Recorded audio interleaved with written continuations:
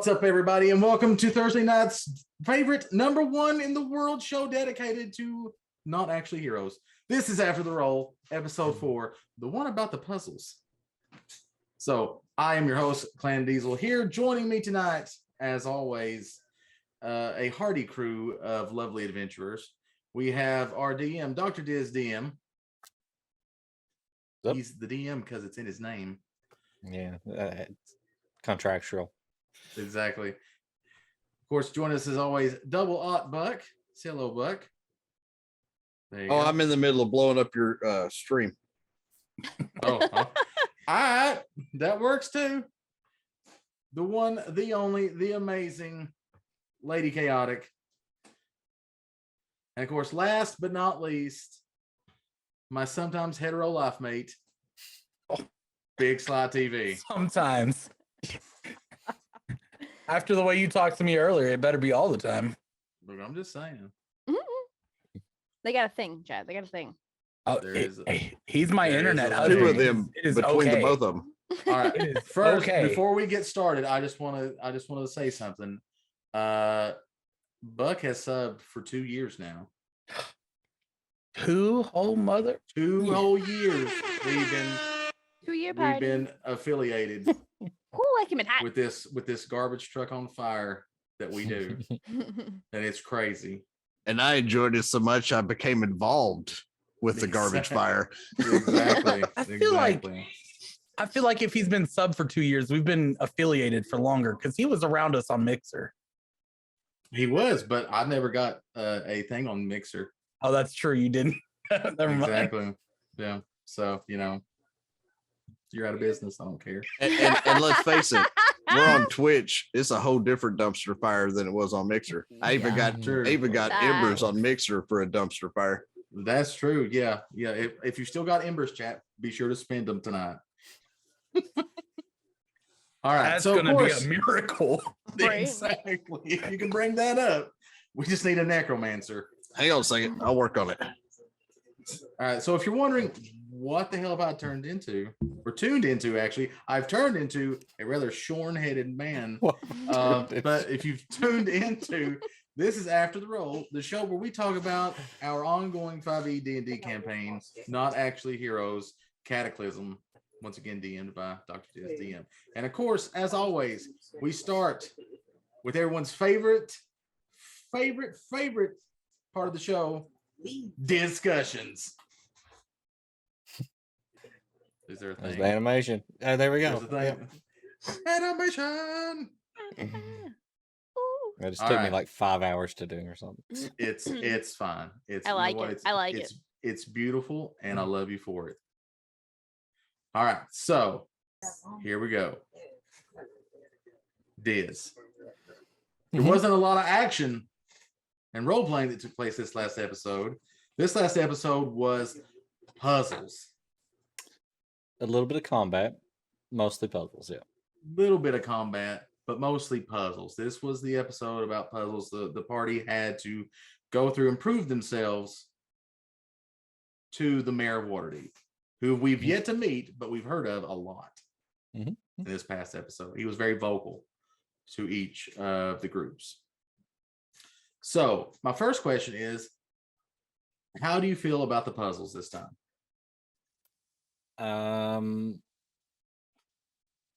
I think I keep messing up the word puzzles because they keep getting solved like almost instantaneously. Listen, thanks Matt Smith ETL for the resub. And I don't have anything to drink, so I'm not really sure what to do. Here, I got you. I'll drink for you. I'll do it.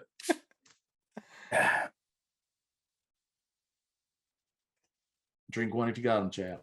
I do have one thing to drink here, but I'm not sure that I'm allowed to drink it on camera in this large bottle that it's in. Nice. All right. So, But the also, puzzles, I got a sub by Matt Smith FTL. You Holy crap, did? thanks, Matt. Oh my God, Aaron McGarry. You still ain't caught up to Diz, who manipulates the subtitles on Monday That's nights. true. Diz has hacked the API. There, it popped on the stream there. Finally. The other puzzles. I liked the riddles a lot. Mhm. I liked that one. I liked. I threw in the chess one. I like to play chess quite a bit, but I don't get to all the time. So I thought that one was an interesting one. And I Yeah, think damn you for that. Buck was on. He was on to it, but he just didn't have enough time once he figured it out. Also didn't have any help, Clan. We'll get into that. Yeah. But I enjoyed all of the puzzles, really. So Look, I mean, that's what we're here for. Your enjoyment. yes, it is. All right. So another question, building on the puzzles. Each group, the party was sectioned off into groups, Mhm. 3 to 4 per group, Mhm. sometimes 2. Yeah. Did each room have a different difficulty than the others? I mean, it. I don't know if it kind of was perceived that way, sort of, Mhm. but it could have just been that, like with the word puzzle. I wasn't in that room, but I solved it fairly quickly, which was good for me. I felt really good about myself and life in general. But Yeah. that group solved it very quickly. And then of course both groups, well, me and Buck, I was playing Huck at the time, were not able to solve our puzzle. And because it was a chess puzzle and I don't play chess, so I didn't Yep. know what to do. So was there any difficulty differences in the puzzles, or did you try to go for the same level of difficulty across the board? No, like the first one was, skill based. If you had skill in the game of chess, then it was going to be easy. Otherwise, it was going to be kind of challenging to you. Mhm. Even if you knew chess, it was hard to find the right pattern. You guys were getting really close, but second room was like a trick room, like it was just the answer was right there in front of you the entire time. Yeah. But as we saw in our last campaign, um, that trick room defeated those party members because they weren't able to figure out that it was a trick. Yeah. But yeah, I think um, the riddles were kind of difficult, and there was Mhm. 20 of them, so there was um, the odds were stacked against them probably, depending on what they got, because they couldn't look at them first, so it was just random. So Yeah. Okay. All right. When dealing out the puzzles to the groups, did mhm. you change what group got what puzzle based on the group? Or did you already have it set? Room 1 was this, room 2 was this, no matter Yeah, who went in, that's what they got. I assigned them to the doors, and then I wanted kind of fate to decide because I let you guys pick the door, but you didn't know what the puzzle was. So Right. Okay. I yeah. didn't know. I thought maybe that you would have went with, okay, so this group has 4 people in it. These players are there. I think they'll be good at this. So I'm going to give them this puzzle. Mhm. Okay. So no, it was Nope, set per it door, no was matter what they ran went. yeah, random by your choice. Okay. All right. That's interesting. How did you come up with puzzles? So mostly looking up stuff online and then kind of tweaking it to fit what I wanted it to be. But Hmm. I'm not really good at creating puzzles or riddles myself, so I kind of have to borrow on those instances a lot of times. Gotcha. All right. So now, final question for you. Favorite Sure. puzzle? Favorite puzzle. So I liked probably the riddles. I'm not good at making riddles, but if I was to be a player, that's the room I Mhm. would have wanted to be in. Um, because it would have been a little challenging for me. Now, Yeah. picking from those, now they did go into the next rooms, which were skills challenges, and I really like the skills challenges, especially the one where you're chasing the thief, Oh, um, yeah. because it kind of it's like fast paced role playing, and people just kind of have to role play it right off the top of their head. They can't Hmm. sit there and think about it. So I like that a lot I did personally. enjoy the chasing the thief as well. I thought that was a fun skills challenge to do. Now, the skill challenge is part of the thing I like. The puzzles can just get right off. They can just leave. Yeah, they're not for everybody. I don't throw a lot into my Um, games just because that some people hate them. So Right. No, I mean that's fine. There's a lot of players that would probably love the puzzles and get a lot out of it. It's just like for me, there's video games, there's all different kinds of video games. When somebody says, "Oh, look, here's this cool new puzzle game that come out," I'm like, "Well, that's cool. I will never play that ever." Yep. So there's that. Okay, so you had puzzles, you had skills challenge, and then you went with the groups kind of combined into two separate groups, and they each had to do a fight. Yeah, combat. Yep. Yeah, there was 2 combat challenges basically. So what did you decide? How did you decide what they were going to fight? Well, the last campaign, this whole set of trials was in it. So I used the exact same encounters that I did in the old one, as almost like this is a system that was here, and even though it seems to be kind of glitchy or damaged, it still is set up for that same encounter. But as you saw, I kind of made the Yeti, twice or 3 times as big as it was, and then there Yeah. was 2 T-Rexes, just to show you guys that things probably aren't working like they're supposed to. Yeah, no, I did like that. It was, as someone who was in the other campaign and went through it when everything was working, I did like that. That things have aged. It's not been kept up because, of course, Waterdeep got destroyed. It was nice. I did appreciate that. That was a nice callback. All right, so now we will talk to the players. Animation. Hi, everybody. Welcome back from the void. It was really dark and scary in there. I'm not gonna lie. Yeah, we're trying to get some utilities out there, but nobody seems to want to hook up the void. It almost felt like that time Yarman got pulled into a chest. No. If you search around, though, there is a thing of peanuts somewhere in there if you get hungry. JD already ate him.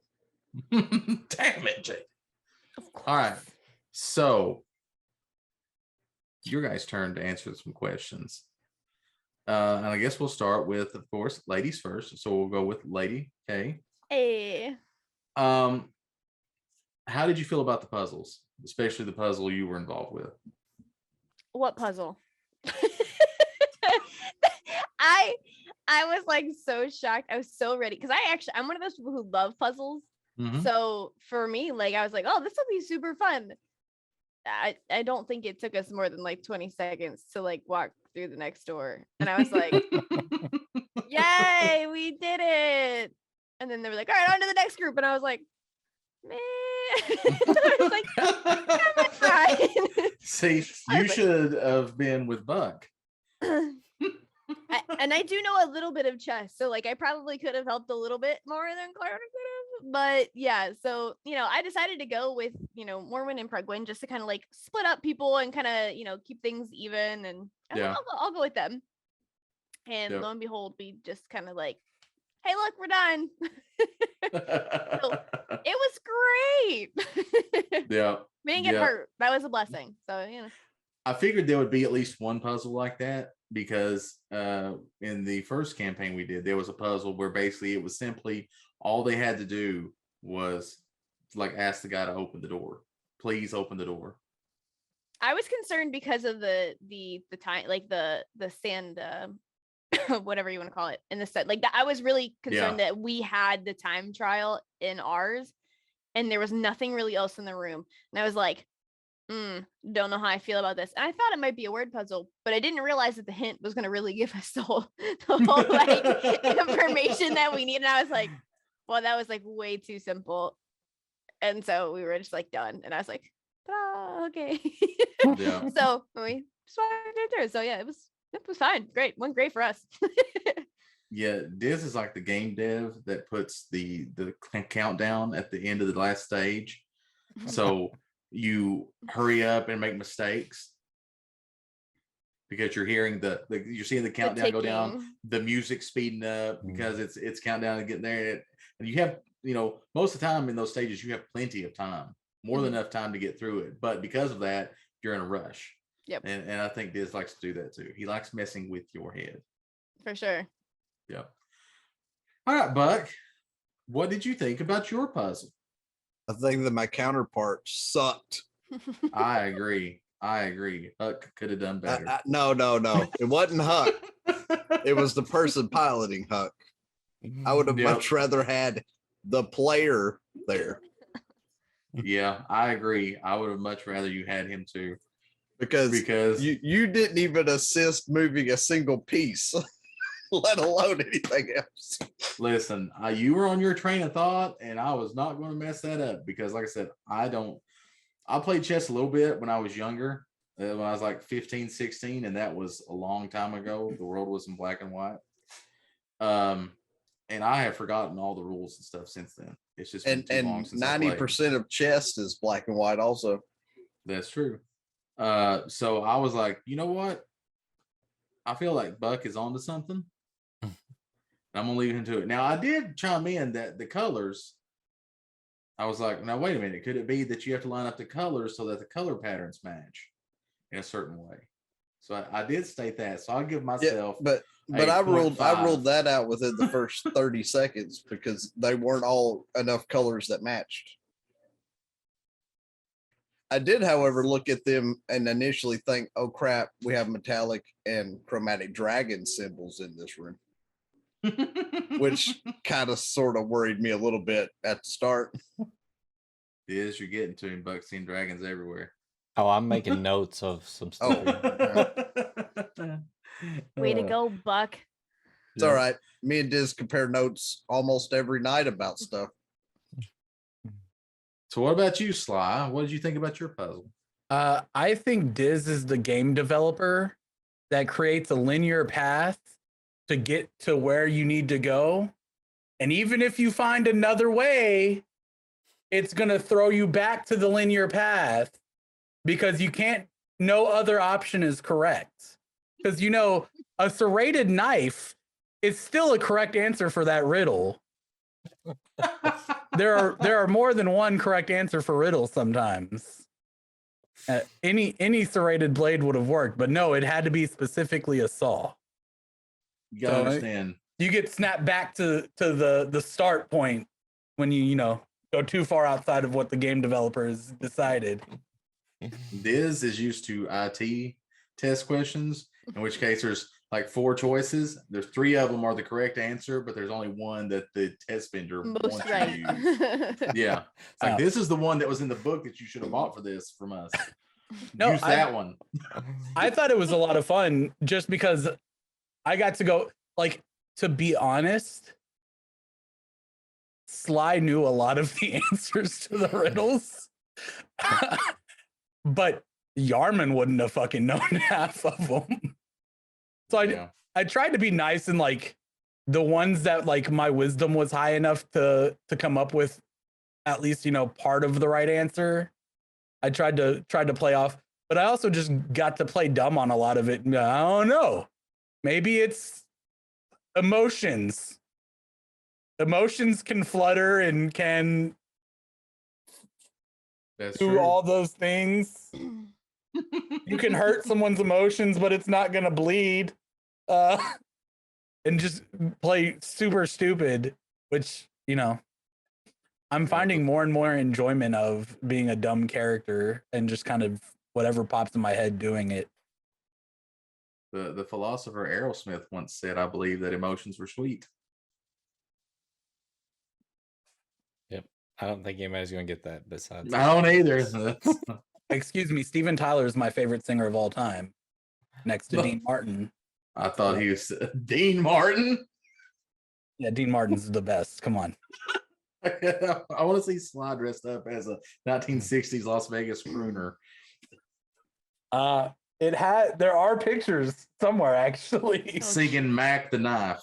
Remember that Sly was a musical theater choir kid in high school, and have pictures of him somewhere like that. Well, I mean, that's why you're here to be on this podcast. You have to have 5 years of dance and 3 years of jazz staff. I only took 2.5 years of jazz tap. Actually, I'm Get sorry. out. I got grandfathered over. I missed the 6 months of how to do jazz fingers. Spirit fingers. I can do that too. Welcome to However, during Sly's and Malnox's lovely little puzzle, I threw a wrench in Diz's gears on one of the riddles. Oh yeah? Because the one about memories, I said, what happens when you get dementia? This is like, I thought it was photos. Mm. That's what I thought it was. The photos was my thought. I thought it could have been photos, but then I was like, there's no such thing as There's cameras. no cameras. That's true. Now, if we were playing modern D&D, yeah. There was only one that y'all had that I missed. And that was the very first one. And that's because the first part of it didn't make any sense. Which one was that? Was that the one that I said emotions on? That's the one that the answer was wood. Oh, was it really? Yeah. But the very first part of it threw me off. They didn't actually know. I never told them. Yeah, I know. But the very first part threw me off. But it was wood. I'm pretty sure I threw a wrench in any kind of plan Malnox had of answering that one as soon as I said emotions. And Malnox was like, go for it. I don't even know what to think anymore. I'm screwed. Listen, with not actually heroes, the answer is always wood. You can make up your own question. All right. So, question for all of you. Do you wish that you could have switched puzzles? No. And if so, what puzzle out of the ones that were given would you have rather been in? Like for me, I would have rather been in the word puzzle, where you just spelled out the correct letters for the phrase and it was done. That would have been yay for me. You mean you just had to touch it? Exactly. What was the fourth puzzle again? Sudoku with the coins. Oh yeah, the coins. Yeah. That one I actually really liked. That was probably one that I would have enjoyed being. That was another one that I was in. Had no idea what to do because I've never played Sudoku in my life. So the 5 was the key, and that depending on where you put that 5 is how it fit that puzzle. Yes, all I'm saying is thank God that Ellen was with me. Ellen's a puzzle person too, so like she was. Oh, I could tell. She was. Her and I both love puzzles. I don't know if y'all noticed, he wasn't as boisterous during it, but Rican was over here just. Yeah. Oh yeah, I could solve it. He was there trying to solve it too. Yeah. And about the time Ellen had it, Rican turned his paper around and he was like, "Hey!" different squares, and I was like, "Damn, boy was killing it." Yep. Yeah, like I said, some of the players are just better suited at puzzles. And no, I would not have changed. I enjoyed the challenge. I just wish I'd have had backup in the room. Me too. And that's not constantly pointing at you. I mean, if anybody else would have been in there, you would have done better. If they weren't assisting, then it was going to be harder for me to get all the pieces where they needed to be in time regardless. Yeah. But I prefer the challenge over an easy out like that second room. Yeah. I know, it's so sad. Made her puzzle lover was so sad. I feel like Yarman wouldn't have had as much fun in any other room. Like Yarman would have been lost in any other room. At least in the riddle room, it was like, oh yeah, just say whatever the first thing that pops in your head is, whether it's right or not. Just say it and throw Malnox off. Yeah, that's like Sir Eldrick. He doesn't have a very high intelligence. Nobody's caught him on it yet, but he doesn't. He is not the sharpest tool in the shed. Oh. But he looks good.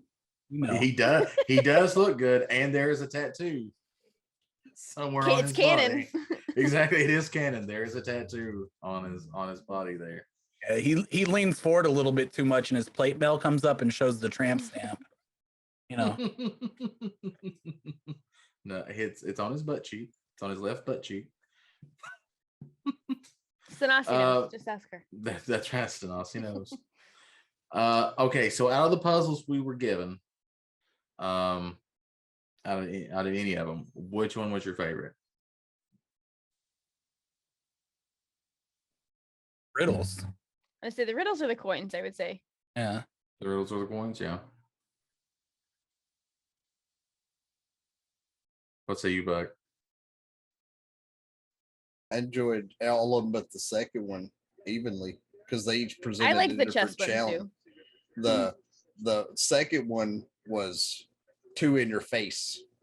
Yeah. Like not that it's a bad puzzle, but it was everything was right there. There was not much thinking. All I had to do was, spell the word and make sure all the letters were there to get the phrase.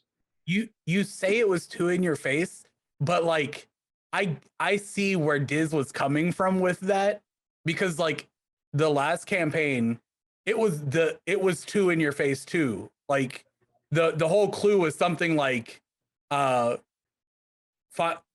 he described everything in the room, right? And all these little details. And then he was like, and remember to use your manners. Like at the end of the whole description. And it was this like knight sitting there. And it was like so in your face that everybody in the Zoom call was like, oh my God. Oh my, like screaming at and it, because of the pressure of the clock ticking, they didn't. And the people that were in that room are very intelligent individuals. It was just that pressure hit. It was a math word problem. But I mean, then at the end, it's like, what's 2 + 2?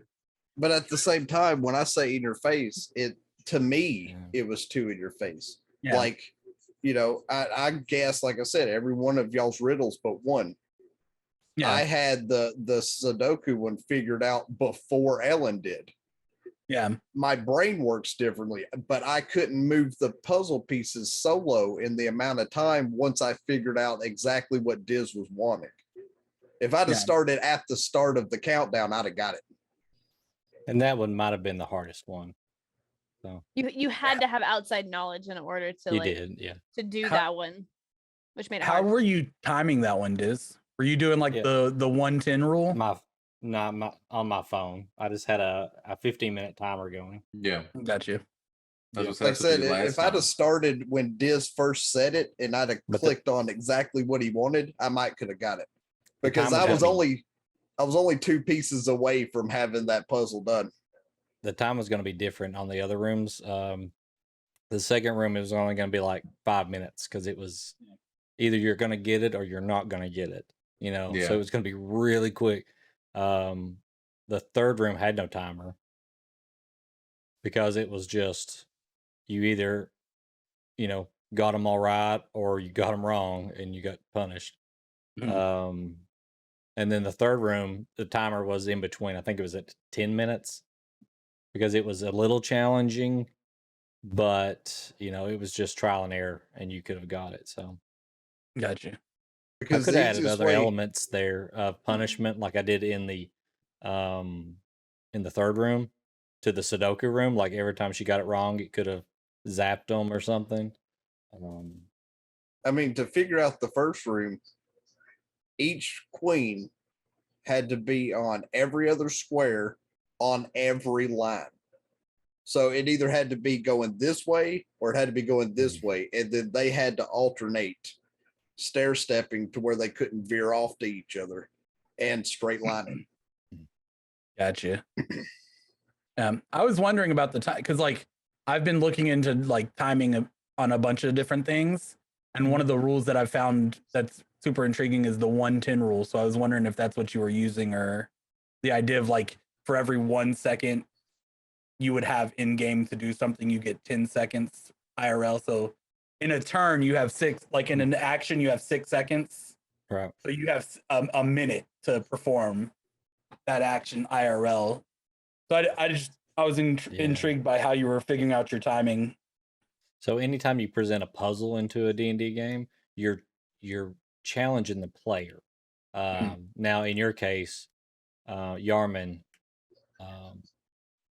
he has a low intelligence, so certain puzzles aren't going to be his game.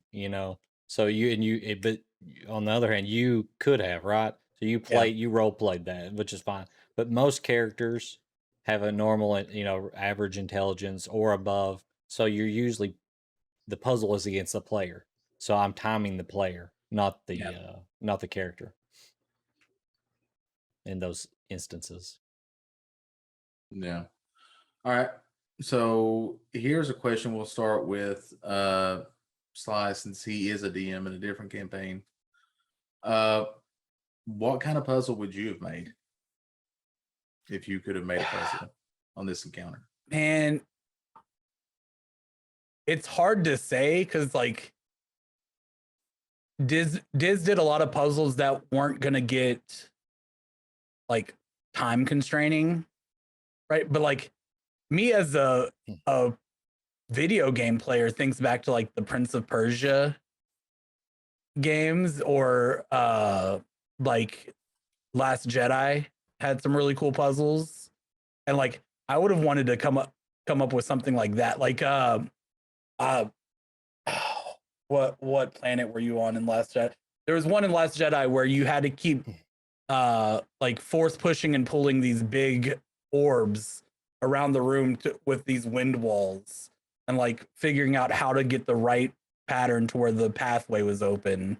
But you couldn't just do it because there were wind walls pushing the balls certain directions as you were pulling them. So you had to do it in a pattern to get it. So like that's probably like the like a maze or a pattern sort of thing would have been probably where I went, like the labyrinth or yeah. Okay. Buck, what about you?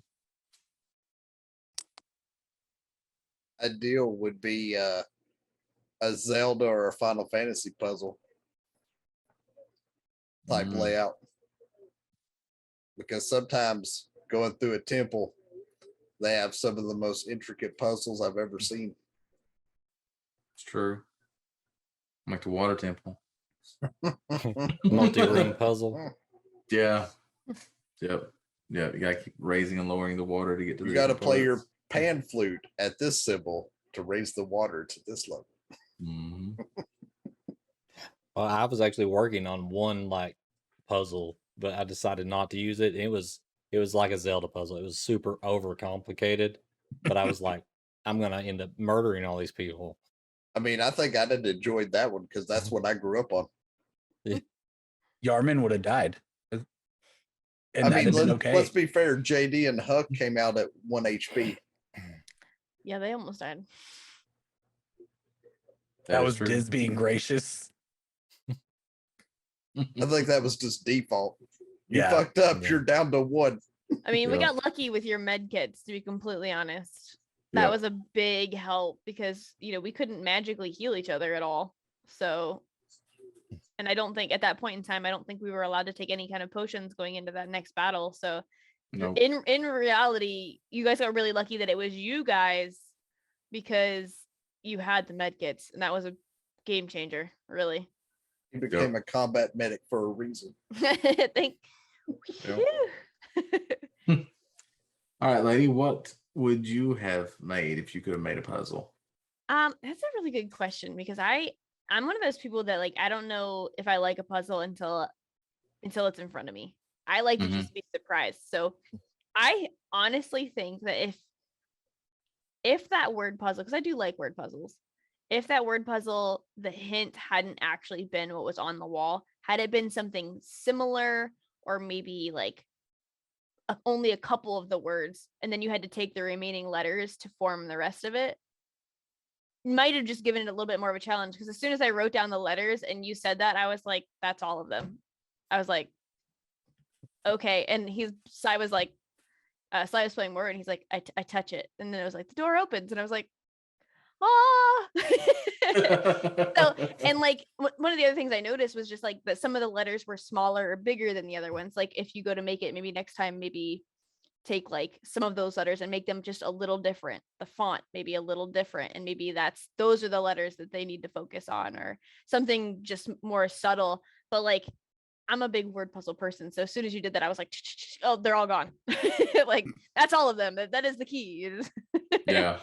But Yeah, I'm one of those people that I'll play any puzzle. I like to be surprised by it. I will say the letters are the only thing that kept me from solving it faster, was because I kept looking at them going, why are some of these letters so much smaller than the rest? Like, can I make words out of those smaller letters? Like, when before he gave us the hint, yes, that's what I started looking Yeah. at. But as soon as the hint came out and I looked at all the letters, I knew that that's what they made up.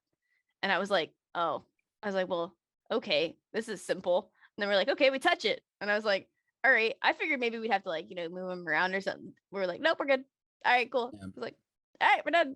I did kind of Percy Jackson that though. My dyslexia was kicking in and I was already like, yeah, that makes sense. That's what I normally see for those words. So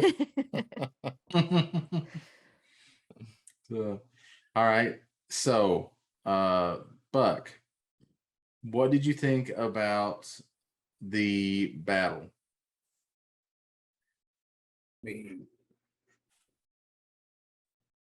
We whooped the shit out of that first T-Rex.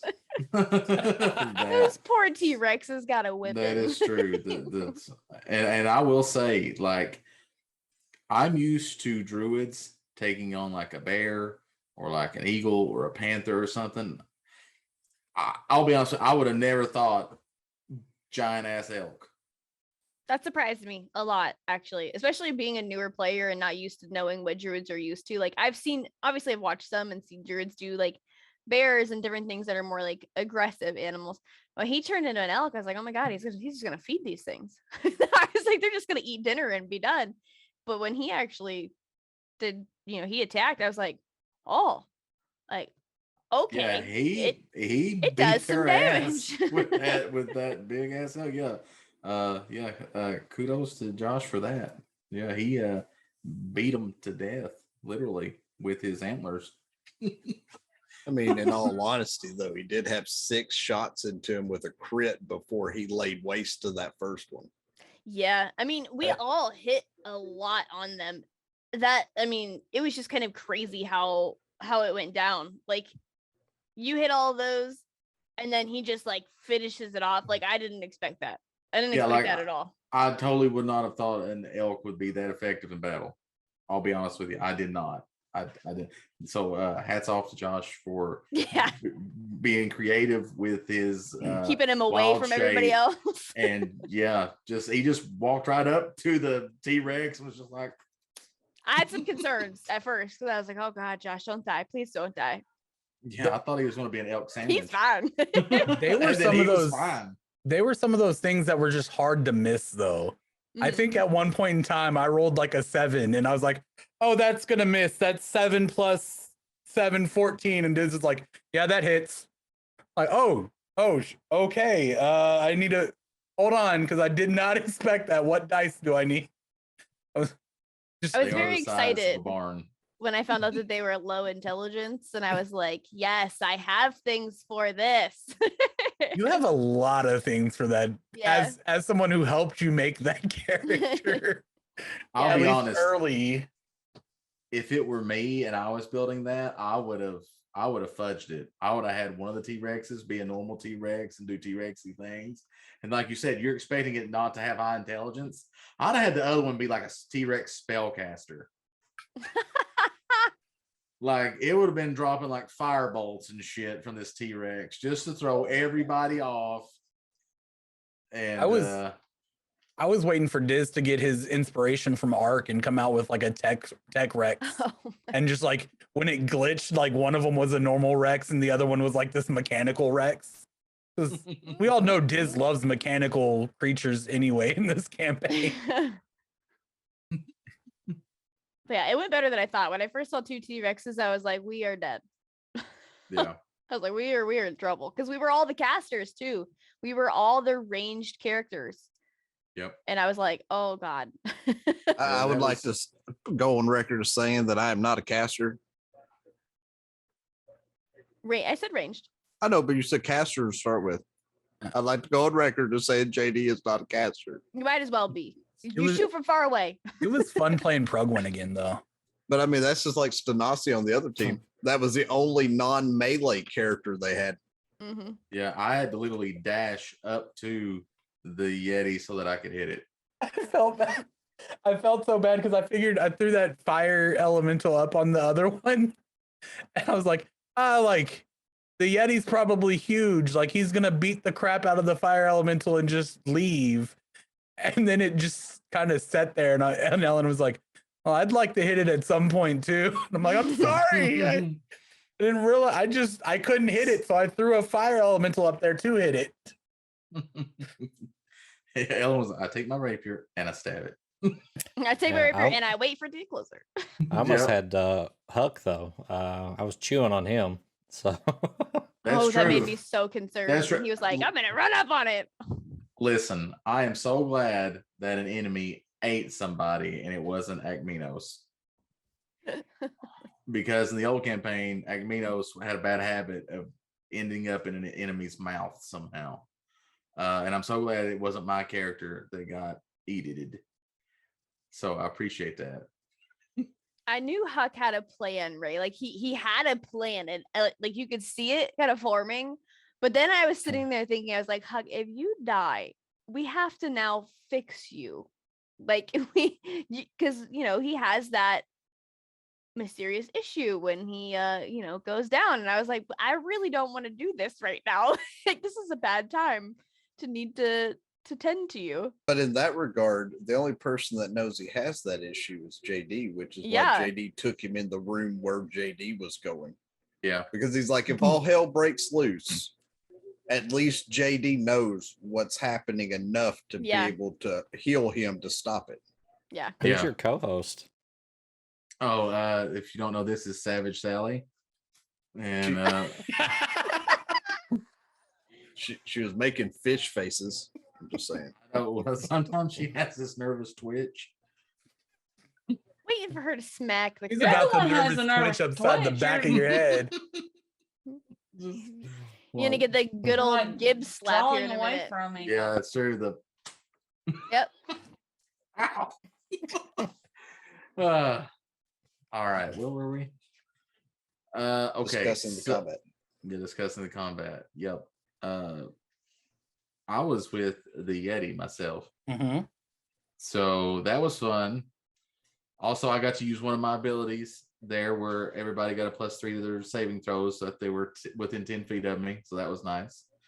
Go Paladin power. There was a fire elemental.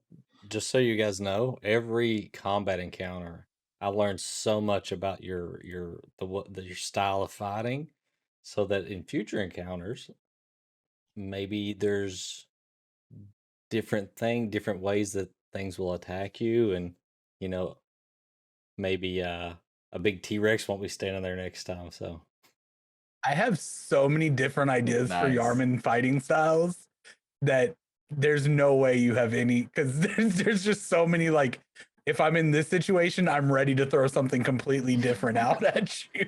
Like next time I might be like full sprint, drop kicking, kipping back up to my feet. Like, yep. All right. So final question that I have for everybody, and this is for everybody.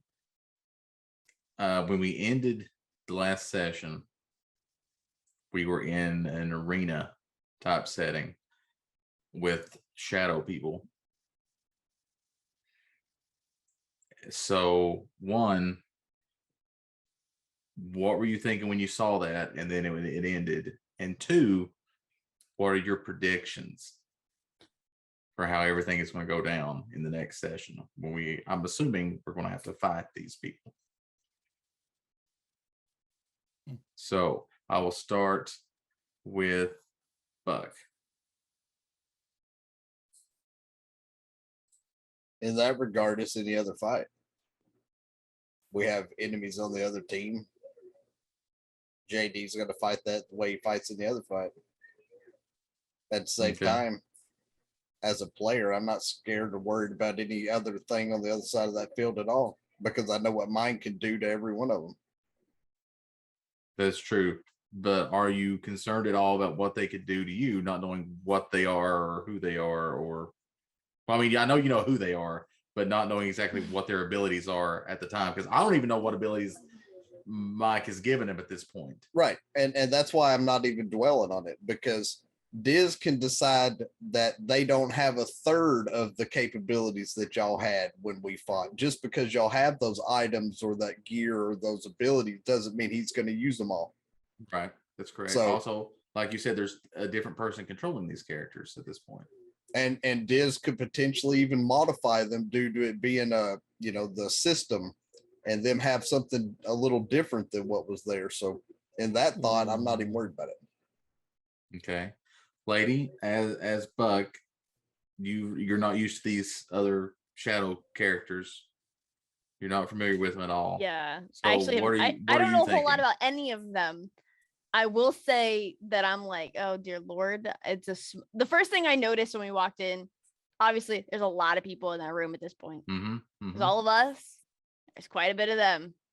Yeah, that the arena room is full. Is not very big. I'm just pointing out that there's not a lot of space.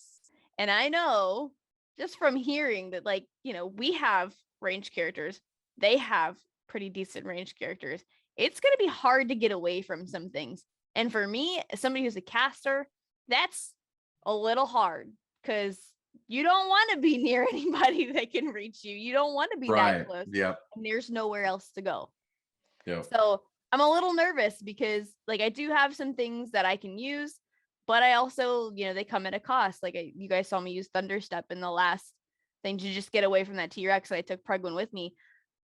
But the problem is that it's a small area. If I got to move quickly and that's all I can do, I hope nobody's close enough. You know what I mean? Exactly. Yeah. And that was a problem that I ran into when I gave Minos Thunderstep, because before that he had been using, I always kept Misty Step, but I took Thunderstep as well. Mhm. The thing about Thunderstep is that everything around you, Boom. it attacks. Yeah. Misty Step, you can just bamf away and you're fine. Yep. But you can't take other people with you.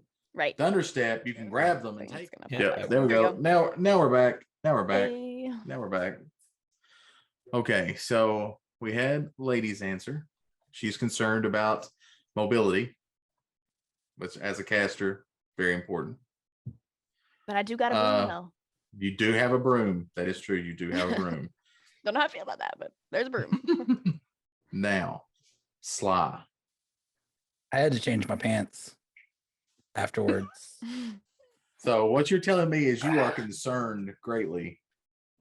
One, like how many times in the last campaign did you see Diz go from like excited about this monster in this battle and then just kind of saddened by how quickly it changed because we screwed up his plan? Like, this is Diz's chance to get back at us with the same characters that we did that to him with. And then That's second, like, me, you, Josh, like everybody that was in that campaign is so much of a different D&D player now. Mm-hmm. Sir Eldrick, Yarman, they're so much more built around roleplay than they are min-maxing. Yeah. Campaign 1 was campaign min-max. Like, every character in that campaign was like researched meticulously down to the, like, as a fighter, I can get a 24 AC if I'm wearing this kind of armor, and I'm a champion fighter, so I can get crits at 17 if I'm using this kind of sword. Like, every single thing was like, by level 3, I don't think we had a single weapon that wasn't magical, because Siloran just, everything's gonna have magic. Give me your weapon. I'm adding a D4 fire damage to it because I can do that. Yeah. Like, the entire thing was min-max. And like, that's fine. That was a fun way to play a campaign, but so much of us have shifted to this roleplay mindset that, like, Yarman is a great character. He can do a lot of damage in battle. Yarman is not nearly min-max like Siloran is. So it concerns me. Buck brings up a great point of it's Diz playing our characters, not us playing those characters. So, like, how is Diz going to play them differently than like what we would do with them is a big thing, because that may that may drastically change it because you know, Diz as a DM myself, like even just characters that I've created, I forget what they do because I have so many characters that I've created in that campaign. Now Diz is taking on characters that he hasn't created, that we created, and is trying to remember what all of them do at the same time. Like he may miss stuff like, oh, I could have done more damage if I had twin spelled that and sent it out twice. He may miss your, you know, you have Hex, Josh has Hunter's Mark, you know, Tavarsky's critting at like 9th. He may miss the subtle little things throughout that there's no chance that we were missing in that campaign because we knew. So that's a big factor. But yeah, I shit myself a little bit because this is like team we built this to fuck shit up versus team I want to have fun role playing. I'm a silly stupid boy that wants gloves to turn people into bunnies. Bunny gloves would have never been an idea in that other game. That's true. That's true. Yes, Lauren would not have taken bunny gloves. Nope. All right, Diz. Mhm. Kind of the same Well, question, but I want to preface this question with I kind of have an inkling, a little pathway into your head, having got to co-DM with you briefly on Cataclysm there at the beginning. I kind of know how you build encounters a little bit and how you like to build encounters. So my thing going into this encounter is I foresee one or two possibilities. One, these characters are going to be weaker than what we think they are, and you're just going to go with our preconception that they're going to be the badasses that we knew them as the last time we played them versus what you've really made them, and you're hoping that that will trip us up a little bit. Or number two, you've also called this particular set of characters, a lot of times you've remarked that they were the Avengers. They were superheroes. They were there. They were more powerful than just about anything in the realm save a god or demigod. Mm-hmm. Like there were times where you had trouble throwing things at them to make them scared that they were going to die. True. I mean, we went to hell, we fought dragons, we fought demons, we've done a lot of things with those characters. So part of me is also wondering if you've perhaps made them a little stronger or giving them more powerful abilities to kind of like go along with what Sly said. This is your chance to get revenge. Dun, dun, dun. Exactly. And I'm not saying that don't kill me, I didn't do it. Exactly. And I'm not saying that as like, oh, he's being petty. I'm not saying that at all. I'm just saying you're going on with the people that were in this new campaign that were in the previous campaign. They're coming in with these preconceived notions about these characters that you have to mix them up somehow, one way or the other. That way we just don't go, oh, well, here, you do this, you do this, you do this, because nobody knows their weaknesses more than we do. Mm-hmm. So how are you handling that? How are you building this without giving too much away? How are you building this encounter in your head, going up with, you know, the wild stallions versus not actually heroes? Well, I won't give you specifics, but I don't want specifics, but I kind of want to get a brief glimpse of your brain meat.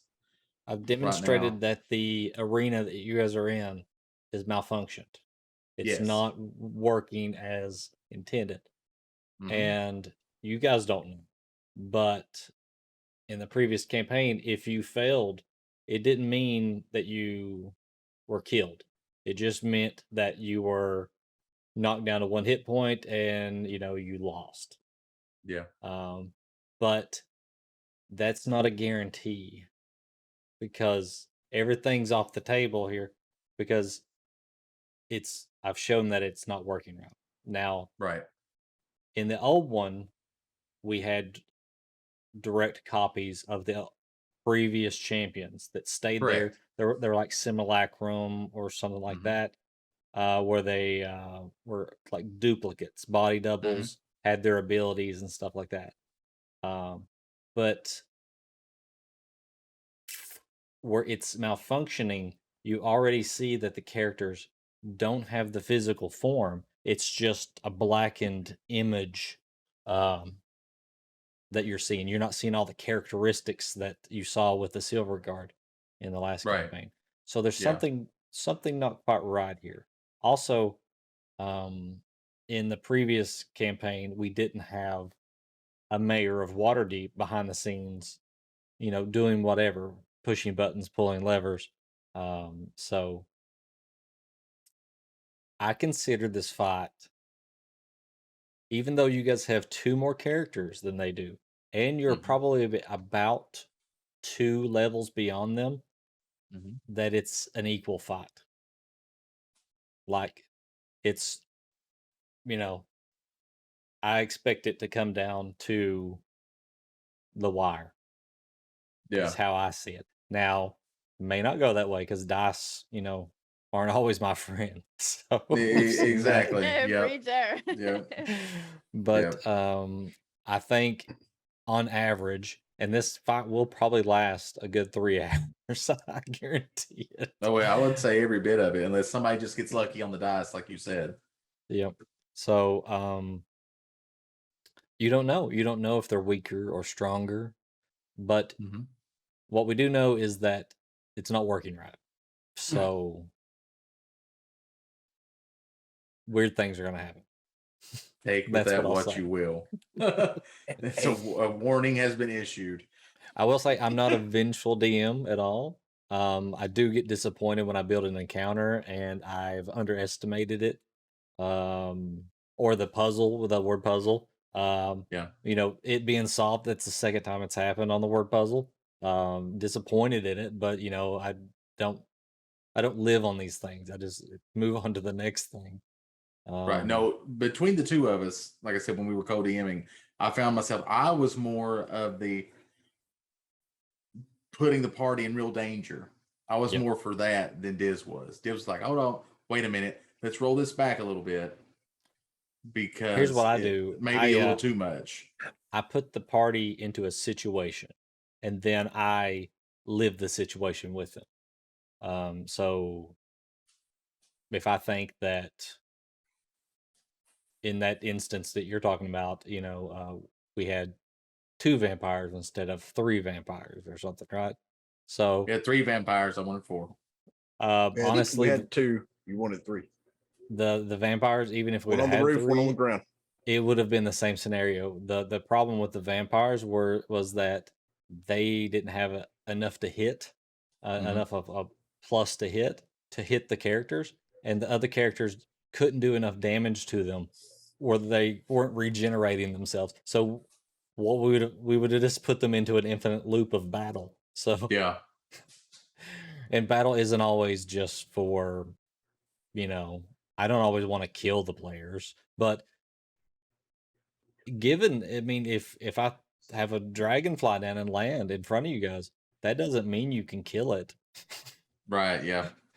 Yeah. That Think just about means it there's a before you dragon do in it. front of you. Right. You got to figure out what you want to do, and the consequences will happen. Because at that point, I'm the dragon, and that's how I'm going to play it. And if you piss the dragon off and he wants to kill you, I want to kill you. But most of the time, it's not always just out to kill everybody in the party. Unless your name is Mordecai, and then he is always out to kill you. That is true. For some reason, Diz likes to hurt my characters, and I don't know why. No, just Mordecai. He sent Minos to hell. Yeah, but that didn't hurt your character. You were already from there. Wait till you meet Minos. All right. So now is the portion of the show where we go with, has anybody got any final questions either for the player? Diz, do you have any questions for the players? Players, do you have any questions for Diz? Chat, do you have any questions for anyone? Now is the time to ask them. Diz's whole philosophy on building his encounters surprises me, because his one piece of advice to me when I started DMing was, when you build your encounter, take the difficulty all the way to the deadliest you can think of, and that's easy mode for your players.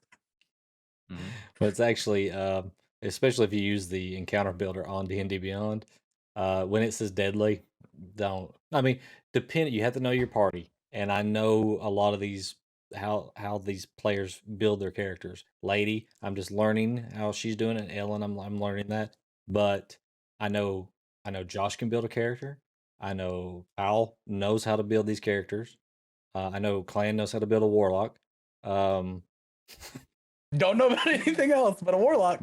Buck's new to the game, but immediately what he did is he made a character, and it was almost a body double to a character that I made independent of what, we didn't talk about it. They were, and basically they're like the same character, just that's because I do thorough research before I ever put a character sheet starting. That's true. He does. That is 100% true. But I will say this, as a DM, you never take mercy on the party. As soon as you do, they will beat you into the ground. I will say, never give them mercy. For the first time in this campaign, it felt like last campaign when we fought the Yeti. I'm sitting back and I looked up and was like, oh shit, we just circled around this thing and beat it to hell. Like, this feels familiar. This is Murder Hobo. This is the old school. You guys really did beat down that Yeti. But if I build an encounter and it's just, let's say it's undermatched to the party that's attacking it, I don't always just add like, oh, well, here's a huge thing that flies in and helps it. No, it's just what it is. Mm-hmm. And you guys beat that encounter. So that's just what it was. So, yeah. All right. Any questions? Anyone else? Diz, players, chat. Remember, chat, this is your moment. If you have a question about the campaign, now is your chance to ask it. I can't ask my question to Diz, so. Yeah. I have a question. Do you guys think that those encounters were easy enough that I boosted your confidence enough so that can knock you off your feet? I think we just got lucky. I think we got lucky in a way for ours. I also think the fact that none of us have had a long rest and we've gone through all of that. I'm very nervous about that. I completely forgot about that. So you mentioned it. I'm halfway through my spell slots going into this fight. But see, with that being said, Diz could potentially have the ones we're fighting in the same situation as they showed up. They might, he may have, the mayor or whoever could have scanned them as what they were when they came into the arena. We never know how they're set up. Yeah. So we could be, evenly on that, where half the party's missing spell slots, the other half, like JD doesn't have spell slots. Yeah. I have spells I can use that I can only use and then have to take a long rest to get it back. And I haven't used any of those, but I don't actually have slots. I get all my monk shit back at a short rest anyway. So, well, that was the good thing about the warlock too. Warlock gets all their spell slots back at a short rest, and they always cast at max. I have a question, Diz. If Yarman squeezes his hand right now, what's gonna happen? Can he talk to anybody? You have to try it. You couldn't in that one area, but you are in these other areas. You've used spells and things, and Diz, I do have a question about that. Have you picked up on everything that Yarman's been dropping, or I've been dropping in game about that? A little bit, yeah. I've dropped like 4 or 5 things about that, trying to see if anything was like resonated, and it hasn't yet.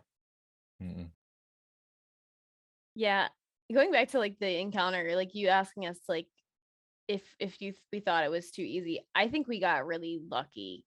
I mean, with double Buck's action surge and getting the crit was a huge amount of damage on that first one. Luckily, Josh managed to survive the attack from the T-Rex, so he could do the final bit of damage. And then, I managed to get away with a Thunderstep from the one that charged at me. took Prugwin with me, and then we psychic glanced it and made it incapacitated. Like we just got, I feel like, really lucky on a lot of like really big moments that really helped us. Like it made it look easy, but I think if we miss a couple of those, might not be as pretty as what it really turned out to be. In all honesty, I was surprised Russ or Huck was still alive when you bit him. Yeah, You bit I a was wizard. too. Like, I'm surprised he was even I was breathing after scared. that. Yeah. I was like, okay, that probably kills Huck, but I'll avenge him and try to save him if he gets spit out. But this is like, does this damage? Russ like, I'm still alive. I'm like, what? Okay. You're a wizard. Like, you take fall damage and die. Like, Well, where you guys had knocked the T-Rex over, there was, I rolled and he spit Huck out. right. But Mhm. what was in my mind was, if he doesn't spit him out, then his teeth are gonna smash down on him again, and it's gonna be Yeah. like another bite attack on him. Yeah. Um, Yeah, I was the same way. I thought Huck was going to be a goner. Yeah. As I was like, well, this is it for him. you would have got Because C-3PO. out of the four Yeah. of us standing closest to him, I was like, if Huck or Adara get bit, they're dead. Like, me and Prugwin have a shot, but they're dead if this thing bites them. Yeah. Yep. That's why I was like, all right, I'm out of here. See you. Bye. And then yeah, and Adara thundersteps Prugwin out, and immediately Huck runs in and gets hit. I And know. I'm like, I was like, no. I'm like, I'm now way over here. I gotta run up and hill. Like, I just should have thought it was totally funny 'cause- Zelda 2 that whole encounter and had the T-Rex where it's just, it moves off screen and you can't target it. during Oh your my turn. god, that would have been evil. I just thought it was funny because Diz had the Rex gunning for me. I knew he was because I was the only one visible when they left. And then here come Huck. I'm like, oh, you idiot. You should have just held your action until it attacked me. Like, it was coming for me anyways. How did you feel about that psychic glance, Diz? That's the first time I've seen it. I thought it was effective, very effective. It's a very cool and it made spell. sense because she would have known that these are big dumb animals. So Well, and especially after the first one that hit, like just seeing how much damage it does with the other one I had. I did Tasha's Mind Whip. I was like, okay, like this is good. Like we're gonna go this route, and you could tell that they just weren't really smart. So I was like, all right, she would know, like, get in this thing's mind. And I was so happy that one hit. I was like, yes. I was like, I want to see what it does. I want to see how it works. It was perfect. it was like a critical role moment in the first campaign where they did what's the spell where you just lose all intelligence? Enfeebling Yeah, or enfeebled mind. Feeble mind. Yeah, feeble mind. They did that on one of the main like bad guys and just like You're like, it's zapped knocked them. prone. And then I was like, well, they can have this too. Like, And see, that's why I played JD. Like when I did that wing shot on that T-Rex, me, Buck, as a player, knows good and damn well that shot wasn't gonna do squat to that Rex. But JD's never fought one. Now JD knows he goes against Rex again. There's no reason to waste one of his grits to do something to a Rex that it's gonna overpower anyways. Yeah. But that's why I do some things, Diz, like that ice dragon. When I tried to, hurt it, and you're like, that didn't really do anything. But if JD doesn't try, then he doesn't learn. And if he doesn't learn, then I'm technically cheating because I know what they do. He wouldn't. But the more he tries and fails, the more he realizes what he can and can't do in a fight. Mm-hmm. That's why the first turn of combat is almost always Yarman runs in and he's got 5 different things he can choose from. He's doing whatever 4 pop in his mind first and seeing if any of it does extra damage. Because he's wise. He's not intelligent, but he's wise AF. So like he does the same thing. He runs in and goes, fire, ice, lightning, poison, anything? No? Okay. Acid. Anything? Oh shit. Okay, I'm just gonna punch him then. Yeah. All right. Any final question? Does anybody have any? Anything at all? Chat? Do I need This to is make your a new time to character? shine. Yeah, I was about Do to I my- need to make a my- new character sheet? My question is to Clan. Is there All right. any way that we're going to be able to get you better at puzzles? Because you're going to need to be. No, Hmm. I'm not the puzzle man. I'm too old to learn. Taking notes. Got it. Note to self, me or Ella need to go with Clan. Yes, very much. Very much so. Yes. Yes. Yes, Sir Eldrick will just take you each by the arm and lead you into the puzzle room with No, him. we know where that goes. We are not doing that. That's You be Andrew. smiling for 3 days. All right. I guess with that, we are going to say that this episode of After the Roll is in the books. So remember, chat, come by, stop by and see us every other Thursday. So we should do another After the Roll in, normally it would be 2 weeks. I think that D&D is going to be a little delayed this time due to personal stuff that everybody's doing. So we probably will not have another After the Roll until our next D&D session, which will be probably when, Diz? You're trying for the 4th of June, right, Diz? It's First weekend of it's June? the first Saturday of June. Yeah. So that's the 4th. So it'd be the 9th of June would be the All next right, after the roll. So Yep. look for the next After the Roll, the 9th of June at 10:30, right here where you're watching it, or of course on YouTube at the Nerdocopia Network YouTube page, which you can see right there in my chat if you want it. Of course, D&D happens on Saturdays at 8 o'clock Eastern Time on Dr. Diz's channel, twitch.tv/Dr. Diz DM, of course. If you're not following, please go right now, right the very now, and follow him. So you can Right, meow now? once again, right meow Yeah, now. no. But once again, no, not actually heroes until June 4th at 8 p.m. Eastern Time, twitch.tv/Dr. Diz DM. All right. So, Big Sly TV, you do the D&Ds and some other stuff. Go ahead and plug what you're doing. Yeah. I am part of the reason that D&D is delayed for the month of May. Because I'm moving 4.5 hours, and that takes a lot of setup. So I won't be running my D&D till the Saturday after Diz's D&D, which is like the 11th or something like that, somewhere in Midway, there, yeah. right? Mhm. Yep. So yeah, we'll be running D&D again on the 11th. After the move is set up, we have all sorts of fun YouTube content ready to come out. We'll keep some of it a surprise. I have to get with Diz on a couple things because he may have to inform me on some things. But yeah, YouTube content, TikTok content, all of that's coming after the move.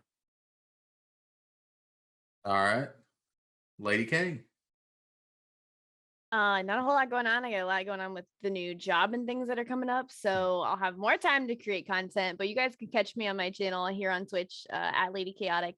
And also, if you're not following me on my social medias, everything is at Lady Chaotic, but most of all, follow my TikTok because I make cool Harry Potter content. And I think it's pretty dope. So you should follow there. All right. And Buck. I mean, we got Grumpy Old Men next week, right? Yep. That's true. Next Thursday, Grumpy Old Men Yelling at Cloud, right here where you're watching this fine channel. That'll be at 10:30 Eastern Time. Don't know what we're going to talk about yet. It's kind of a surprise for us too. Now, We like it that way. I'm found everywhere at my name. I have yet to hit the like button. That's However, that is in the works because I now have the one thing that was pretty much holding me up mentally being wound down. true. There you go. Yeah. Awesome. Mhm. So, Diz, Yeah. what would you like to plug?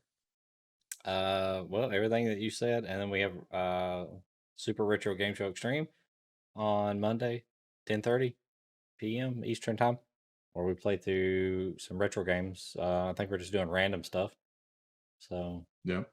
in between our Zelda games. But most of the time we're playing Zelda there. So if you haven't played any of the Zeldas, you can watch us play them. That's true. We're getting ready to start our 6th Zelda game Legend of Zelda Majora's Mask. I'm ready for that one. I want to see how frustrated Diz gets with the masks and the rewinded time. Yeah, neither one of us has played that game before. As long as the controller works, I'll be okay. I mean, I'll send you the boomerang, Diz, if you want to plug that one in. Yeah. It has to work better than that mess you were using for Ocarina of Time. Maybe. I finally got it working, so that's true. That's true. All right. With that, chat, we will see you later. Bye, everyone. Hope you have a fun rest of the week, good weekend, whatever. For everybody watching this on YouTube later, hope you have a good day. You need to learn how to say goodbye in German also. That's true. We are a hit in Germany, so I did. Is it Guten Tag? Is that it? I think so. I don't know. Well, Guten Tag, German people, Fräulein. I hope it's correct.